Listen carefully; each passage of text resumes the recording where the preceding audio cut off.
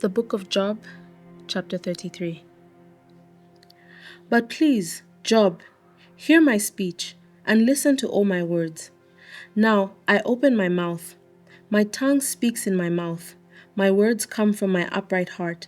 My lips utter pure knowledge. The Spirit of God has made me, and the breath of the Almighty gives me life. If you can, answer me. Set your words in order before me. Take your stand. Truly, I am as your spokesman before God. I also have been formed out of clay. Surely no fear of me will terrify you, nor will my hand be heavy on you. Surely you have spoken in my hearing, and I have heard the sound of your words, saying, I am pure, without transgression. I am innocent, and there is no iniquity in me. Yet he finds occasions against me. He counts me as his enemy. He puts my feet in the stocks.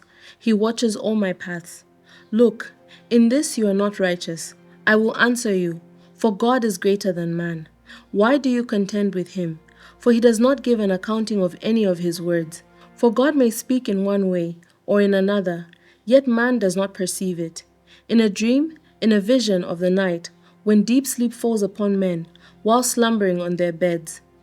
Then he opens the ears of men, and seals their instructions, in order to turn man from his deed, and conceal pride from man. He keeps back his soul from the pit, and his life from perishing by the sword.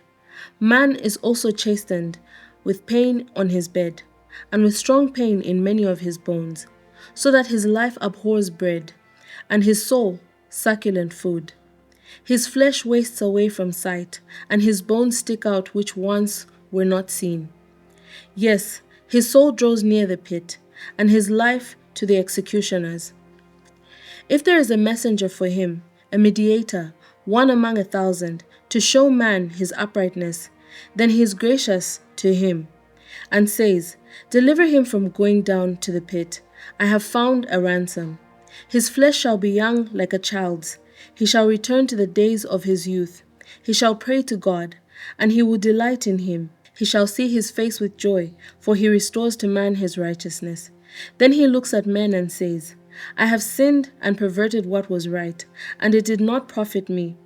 He will redeem his soul from going down to the pit, and his life shall see the light. Behold, God works all these things twice, in fact, 3 times with a man, to bring back his soul from the pit, that he may be enlightened with the light of life. Give ear, Job, listen to me. Hold your peace, and I will speak. If you have anything to say, answer me. Speak, for I desire to justify you. If not, listen to me. Hold your peace, and I will teach you wisdom. Chapter 34.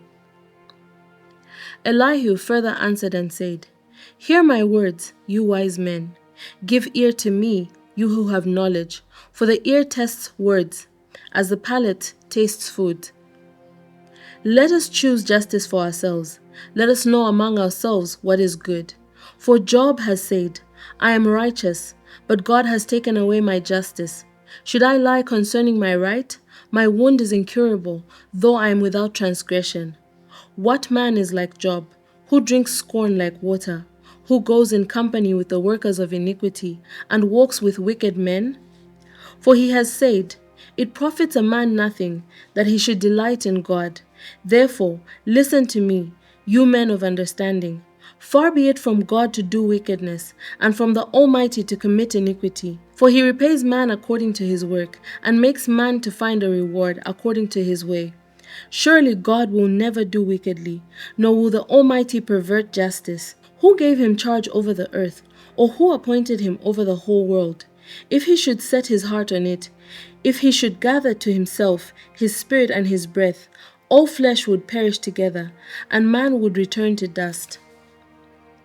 If you have understanding, hear this. Listen to the sound of my words. Should one who hates justice govern? Will you condemn him who is most just? Is it fitting to say to a king, You are worthless, and to nobles, You are wicked? Yet he is not partial to princes, nor does he regard the rich more than the poor, for they are all the work of his hands. In a moment they die. In the middle of the night, the people are shaken and pass away. The mighty are taken away without a hand. For his eyes are on the ways of man, and he sees all his steps. There is no darkness nor shadow of death where the workers of iniquity may hide themselves. For he need not further consider a man, that he should go before God in judgment. He breaks in pieces mighty men without inquiry, and sets others in their place. Therefore he knows their works, he overthrows them in the night, and they are crushed. He strikes them as wicked men in the open sight of others, because they turn back from him and would not consider any of his ways, so that they cause the cry of the poor to come to him.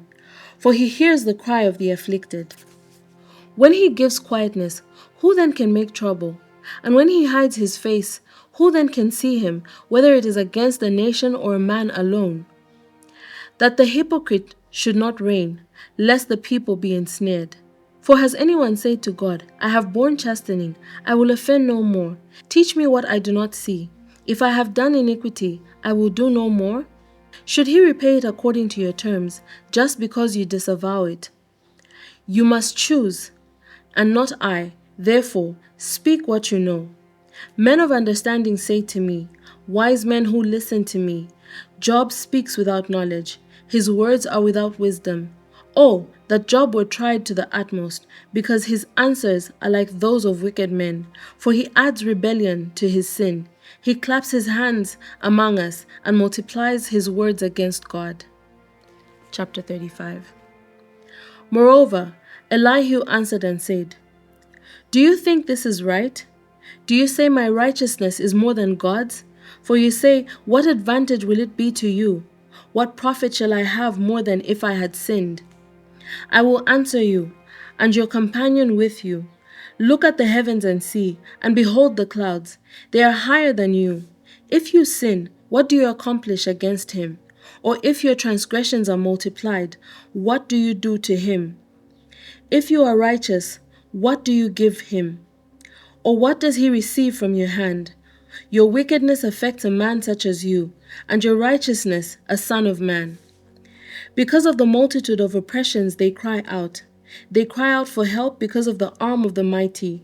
But no one says, Where is God my maker, who gives songs in the night, who teaches us more than the beasts of the earth, and makes us wiser than the birds of the heaven? There they cry out, but he does not answer, because of the pride of evil men. Surely God will not listen to empty talk, nor will the Almighty regard it. Although you say you do not see him, yet justice is before him, and you must wait for him. And now because he has not punished in anger, nor taken much notice of folly, therefore Job opens his mouth in vain. He multiplies words without knowledge. Thank you so much to everyone who's partnered with Bible 365 with Chileshe Bwalya this far.